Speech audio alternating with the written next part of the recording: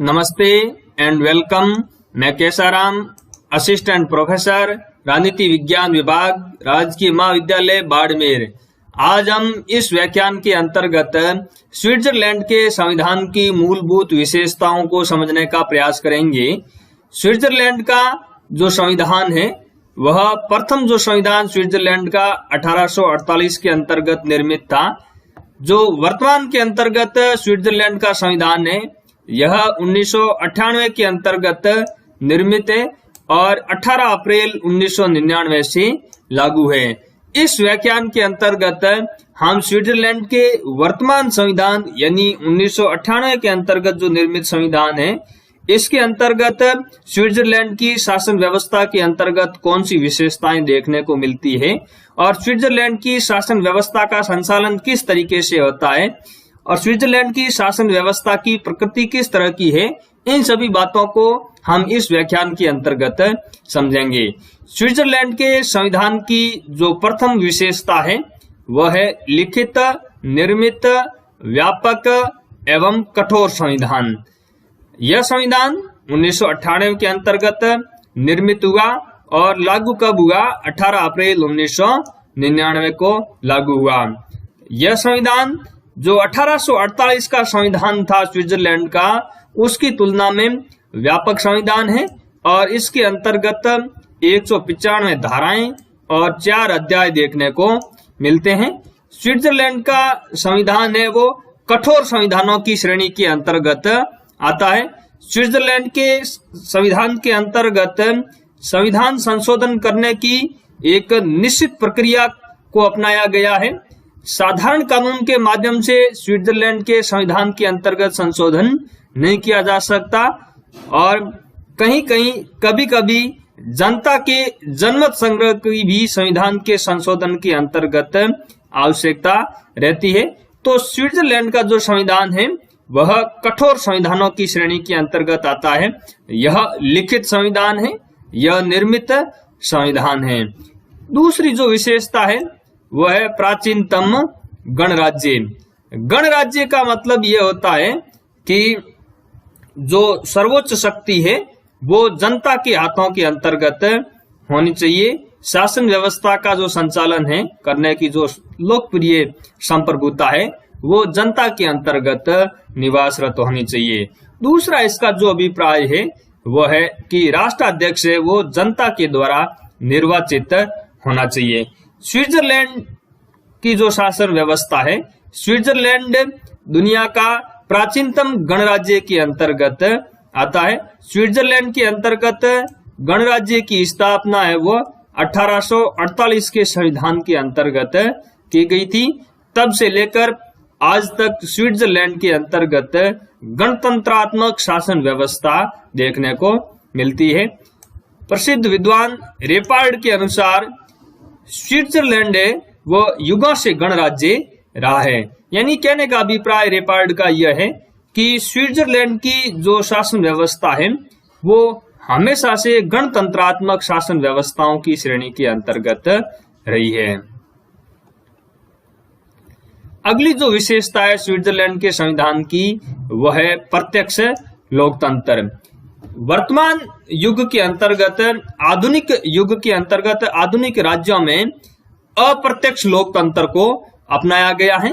वहीं स्विट्जरलैंड आधुनिक राज्यों के अंतर्गत एक ऐसा उदाहरण है जहां डायरेक्ट डेमोक्रेसी यानी प्रत्यक्ष लोकतंत्र को अपनाया गया है। आधुनिक राज्यों की जनसंख्या बहुत ज्यादा है, आधुनिक राज्यों का क्षेत्रफल भी बहुत ज्यादा है, इसलिए जनता का सीधा शासन व्यवस्था के अंतर्गत भागीदारी करना कठिन कार्य है। इसलिए आधुनिक राज्य है वो अप्रत्यक्ष लोकतंत्र को, प्रतिनिधित्वात्मक लोकतंत्र को अपनाए हुए हैं। वहीं स्विट्जरलैंड के अंतर्गत प्रत्यक्ष लोकतंत्र देखने को मिलता है। आधुनिक राज्यों में स्विट्जरलैंड प्रत्यक्ष प्रजातंत्र का सर्वश्रेष्ठ उदाहरण है। स्विट्जरलैंड को डायरेक्ट डेमोक्रेसी का घर भी कहा जाता है। स्विट्जरलैंड के एक पूर्ण कैंटन जो कि ग्लेरस है और 4 अर्ध कैंटनों के अंतर्गत डायरेक्ट डेमोक्रेसी को अपनाया हुआ है।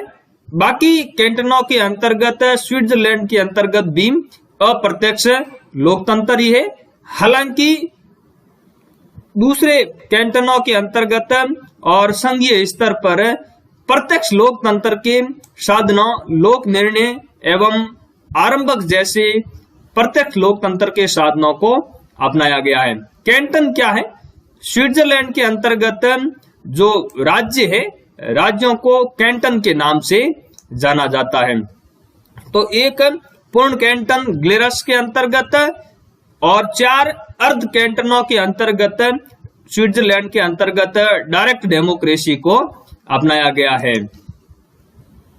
यह जो एक पूर्ण कैंटन ग्लेरस और 4 अर्ध कैंटनों के अंतर्गत वहां पर विधानमंडल की बजाय वहां पर जो कानून निर्माण करने की जो संस्था है वो है लैंड्सजीमाइंड, प्रारंभिक सभाएं। इन प्रारंभिक सभाओं के अंतर्गत जिसे लैंड्सजीमाइंड कहा जाता है, इनके अंतर्गत मतदाताओं की सभा होती है। जो नागरिक स्विट्जरलैंड के 20 साल से ज्यादा उम्र के हैं वह इनके अंतर्गत एकत्रित होते हैं और विधान मंडलों की तरह ही यहाँ पर कानून निर्माण का कार्य करते हैं और प्रशासनिक कानूनों का, प्रशासनिक व्यवस्था का संचालन करने से संबंधित प्रक्रियाओं की व्यवस्था करते हैं। तो लैंड्सजीमाइंड क्या है? लैंड्सजीमाइंड एक पूर्ण कैंटन और स्विट्जरलैंड के 4 अर्ध कैंटनों के अंतर्गत मतदाताओं की एक सभा है जिनके द्वारा प्रत्यक्ष रूप से कानून निर्माण का कार्य किया जाता है। तो एक कैंटन के अंतर्गत और 4 अर्ध कैंटनों के अंतर्गत स्विट्जरलैंड के अंतर्गत डायरेक्ट डेमोक्रेसी का निर्माण किया गया है, जहां जनता प्रत्यक्ष रूप से कानूनों का निर्माण करती है। बाकी कैंटनों के अंतर्गत इनडायरेक्ट डेमोक्रेसी को अपनाया गया है, लेकिन वहां पर भी लोक निर्णय एवं आरंभक जैसे प्रत्यक्ष लोकतंत्र के साधनों की व्यवस्था की गई है। लोक निर्णय का अभिप्राय है जनमत संग्रह से, यानी जनता की सलाह लेना, जनता का मत जानना। आरंभक का मतलब होता है कि कानून निर्माण करने की पहल है वो जनता के द्वारा की जा सकती है। तो स्विट्जरलैंड के अंतर्गत जिन कैंटनों के अंतर्गत इनडायरेक्ट डेमोक्रेसी है वहां पर भी डायरेक्ट डेमोक्रेसी के साधनों को अपनाया गया है, लोक निर्णय और आरंभक। इस प्रकार हम देखते हैं कि आधुनिक राज्यों के अंतर्गत स्विट्जरलैंड एक ऐसा राज्य है जहां पर डायरेक्ट डेमोक्रेसी देखने को मिलती है। अगली विशेषता है स्विट्जरलैंड के संविधान की संघात्मक शासन व्यवस्था। स्विट्जरलैंड के अंतर्गत संघात्मक शासन व्यवस्था देखने को मिलती है। संघ एवं कैंटनों के मध्य, कैंटन यानी राज्य, संघ एवं कैंटनों के मध्य संविधान के अंतर्गत शक्तियों का विभाजन कर दिया गया है। कैंटन और संघ दोनों ही अपनी शक्तियां हैं वो संविधान के माध्यम से ही हासिल करते हैं, यानी संघ और कैंटन दोनों ही अपनी शक्तियां कहां से ग्रहण करते हैं? संविधान के माध्यम से ही ग्रहण करते हैं। स्विट्जरलैंड की जो संविधान है, अगर हम स्विट्जरलैंड के संविधान को देखें तो संविधान के अंतर्गत संघ की बजाय परिसंघ शब्द का इस्तेमाल किया गया है, फेडरेशन की बजाय कन्फेडरेशन शब्द का इस्तेमाल किया गया है। लेकिन अगर वास्तव में देखें तो स्विट्जरलैंड कन्फेडरेशन की बजाय फेडरेशन का ही उदाहरण है, यानी संघ का ही उदाहरण है। यहाँ यह समझना होगा कि कन्फेडरेशन यानी परिसंघ और फेडरेशन यानी संघ के मध्य अंतर क्या है। कन्फेडरेशन एक ऐसा संगठन होता है जिसकी इकाइयां हैं वो संप्रभु इकाइयां होती है। जैसे यूरोपियन यूनियन को अगर हम उदाहरण के रूप में देखें तो यूरोपियन यूनियन को हम कन्फेडरेशन के उदाहरण के रूप में देख सकते हैं, क्योंकि यूरोपियन यूनियन की जो इकाइयां हैं वह संप्रभु इकाइयां हैं और संप्रभु राज्य है। यह संप्रभु राज्य परिसंघ से यानी यूरोपियन यूनियन से निश्चित शर्तों के साथ कभी भी अलग हो सकते हैं, लेकिन संघ के अंतर्गत ऐसा नहीं होता। संघ की जो इकाइयां होती है वो संप्रभु इकाइयां नहीं होती है, इकाइयां संघ से कभी अलग नहीं हो सकती। तो स्विट्जरलैंड की जो शासन व्यवस्था है वो किस तरह की है, वह संघात्मक शासन व्यवस्था का ही उदाहरण है। हालांकि संविधान के अंतर्गत कन्फेडरेशन शब्द का इस्तेमाल किया गया है, लेकिन वास्तव के अंतर्गत स्विट्जरलैंड फेडरेशन यानी संघ का ही उदाहरण है। अमेरिका के संविधान की तरह भी स्विट्जरलैंड के संविधान में भी संघात्मक शासन व्यवस्था के अंतर्गत शक्तियों के विभाजन के लिए गणना और अवशेष के सिद्धांत को अपनाया गया है। गणना और अवशेष के सिद्धांत के अनुसार एक पक्ष की शक्तियों की गणना करके उसकी शक्तियां निश्चित कर दी जाती है और शेष बची हुई बाकी अवशिष्ट शक्तियां हैं वो दूसरे पक्ष को सौंप दी जाती है। स्विट्जरलैंड के अंतर्गत संघ की शक्तियों को निश्चित कर दिया गया है और बाकी बची हुई जो अवशिष्ट शक्तियां हैं वो स्विट्जरलैंड के अंतर्गत कैंटनों के पास में है, यानी स्विट्जरलैंड के अंतर्गत इकाइयों के पास में ही है। स्विट्जरलैंड के अंतर्गत 20 पूर्ण कैंटन है और 6 अर्ध कैंटन है, यानी टोटल कितने कैंटन, टोटल कैंटनों की जो संख्या है वो 23 है। 23 कैंटनों के अंतर्गत 20 पूर्ण कैंटन यानी कंप्लीट कैंटन है और जो 6 है वो अर्ध कैंटन है, क्वेसी कैंटन है। कैंटन और अर्ध कैंटन के मध्य क्या अंतर है स्विट्जरलैंड के अंतर्गत, इसको भी हम समझने का प्रयास करते हैं। पहला जो अंतर है पूर्ण कैंटन और अर्ध कैंटन के मध्य वह यह है कि संघीय संसद का जो द्वितीय सदन है वहां पर सीनेट, उसमें प्रतिनिधि भेजने के अधिकार को लेकर के अंतर देखने को मिलता है।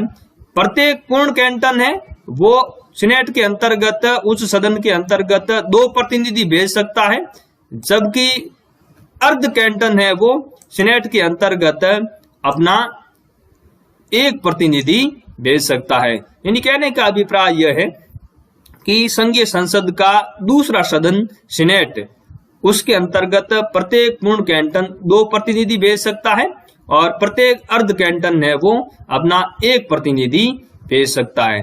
दूसरा जो पूर्ण कैंटन और अर्ध कैंटन के मध्य अंतर देखने को मिलता है वह है संविधान संशोधन में मतदान का हिस्सा। प्रत्येक पूर्ण कैंटन का संविधान संशोधन के अंतर्गत 1 मत माना जाता है, जबकि प्रत्येक अर्ध कैंटन का जो मत है वो आधा मत ही माना जाता है संविधान संशोधन के अंतर्गत। तो संविधान के अंतर्गत स्विट्जरलैंड में पूर्ण कैंटन और अर्ध कैंटन के मध्य इन 2 आधारों पर अंतर किया गया है। स्विट्जरलैंड के संविधान के अंतर्गत कैंटन को यानी राज्यों को अपना अलग संविधान बनाने की भी स्वतंत्रता है, लेकिन उनका जो अलग संविधान अगर बनाए तो उनका जो अलग संविधान है वह संघीय संविधान के अनुरूप होना चाहिए और प्रत्येक कैंटन को गणतंत्रात्मक शासन व्यवस्था को अपनाना अनिवार्य है। ये 2 शर्तें हैं। इन 2 शर्तों के साथ में कोई भी कैंटन है वो अपना अलग संविधान भी बना सकता है।